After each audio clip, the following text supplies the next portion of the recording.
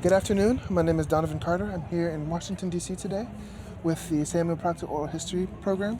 And today is Saturday, August 28th, 2021, and I'm here with... My name is Jeanne Llera. Okay.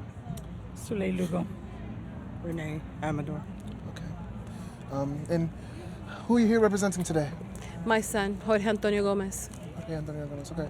Tell me about Jorge. Tell me about him. Well, as far as him being a kid, he was just, and I have 3 kids and I love all my kids. He was just that one that had that special heart for always trying to help people, always making a difference or trying to make a difference. Always fighting for the little people, the bully. He was always against, any of that stuff. From the time he was little, if he'd get in trouble in school, it's because he was trying to help somebody else, So he was just a good kid. He has an older brother. He has a younger sister. They were very close. He grew up like any other kid. We're like his dad's a K-9 officer. My other half is a manager for Homeland Security. His sister went to West Point. His cousin is a major in the Marines. So we're not anti-anything. We're anti-corruption. We're anti-racism. We're anti-anything that is diminishing of human rights. And that's what he stood for. He was out there that night. It was June 1st, 2020. He had actually, he was from Oregon. He was living in Oregon, and COVID happened, and he came to ride out COVID with his father that lived in Las Vegas. We're from Florida, and she's from New York.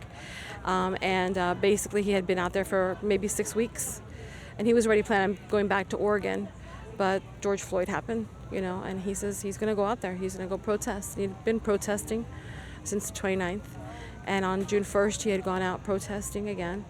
And he was exercising our First and Second Amendment rights. We're a two-way family. And he was protesting, and the protest was pretty much over. A dispersal order had happened, and he was walking back to his vehicle. He had actually parked his vehicle adjacent to the federal building, thinking it was going to be safe because it was his dad's truck, and he had K-9 on it, so he didn't want it to be vandalized. Mm-hmm. So he says, "I'm going to park it next to the federal building because it'll be safe there." So he parked it there, and the dispersal order had told everyone to go south, and he went south, and he was waiting at a crosswalk. He was walking towards a crosswalk, and they were arresting protesters across the street for jaywalking. So he was looking at the light, watching what was happening across the street, and this officer named John Squeo said that he had to move, and he was telling him, "I'm waiting for the cross light." So he decided to shoot him 5 times with low lethals, and we still don't know why, because there was various officers up there interacting with him, talking to him. No one had, initiated contact really like that. And John Squeo shot him 5 times. John Squeo has been in 2 other officers involved shooting. He actually killed Rex Wilson in 2015 and Brian Keith in 2016. He started in 2014. So he was relatively new. He'd only been in the force for 7 years, and he's already killed 3 people. So he shot him 5 low lethals. My son didn't know. He was like, and he ran the same direction he came. He kept shooting him in the back, and he fell. He stumbled to the ground. He picked up his backpack, kept running.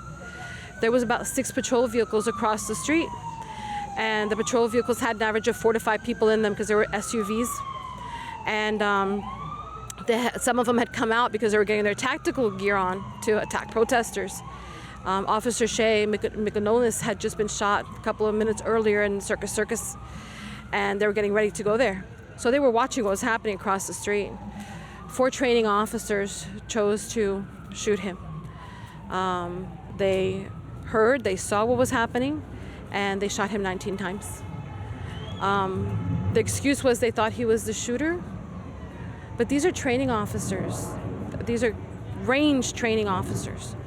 Over 30 officers were in that area, and nobody else shot, But nobody had body cams. There was one that had a body cam, and he didn't have his on, So we got videos, very sketchy, which you think it's the federal building, $650 million budget, and they have this, very weak type of video. But you see him walking. And inclusive, when he was stopping, he actually crossed his hands in front of his body so that they knew he didn't have anything in his hands. So his hands were crossed in front of his body. And Yeah, and they shot him 19 times. They kept shooting him as he was falling to the ground. His shots were in his back and the back of the head twice, and his side and his back. He lay there for 22 minutes. EMT was there. First responders were there. They would not allow. When the first responders got to him 22 minutes later, he still had a pulse.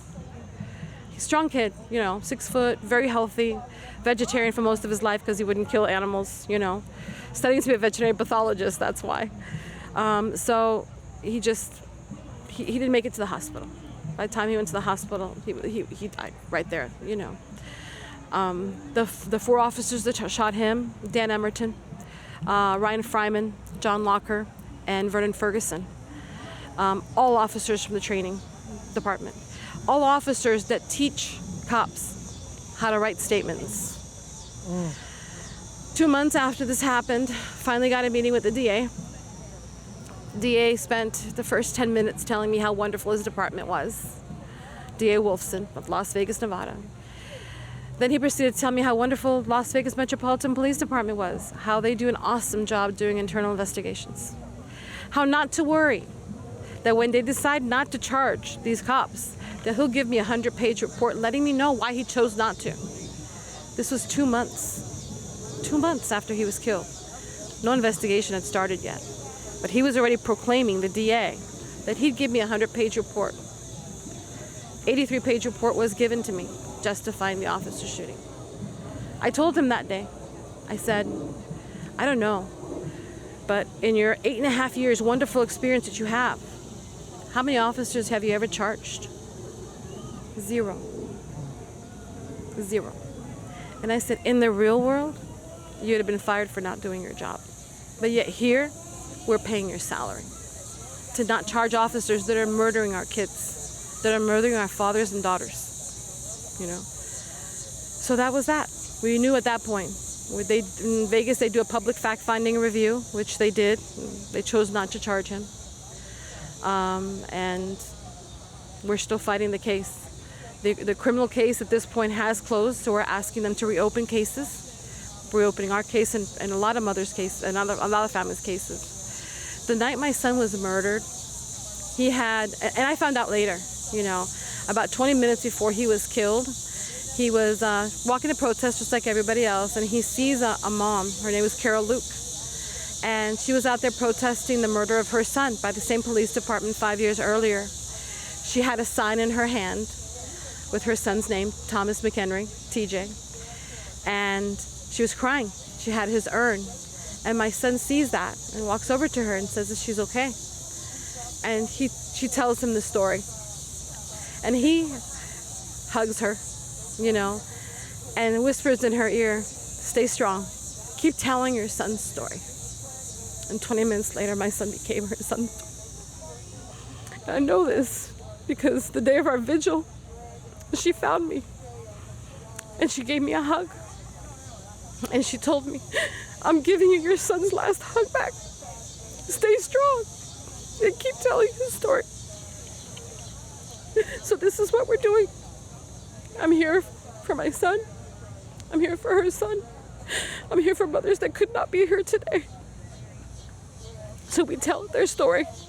We keep them alive and we keep fighting for justice because he was out there. He wasn't out there for himself. Kid didn't have a criminal record, was going to school, had 2 jobs. He was out there fighting for everybody, and now we fight for him and everyone else. Thank you. Is there anything else any of you want to say?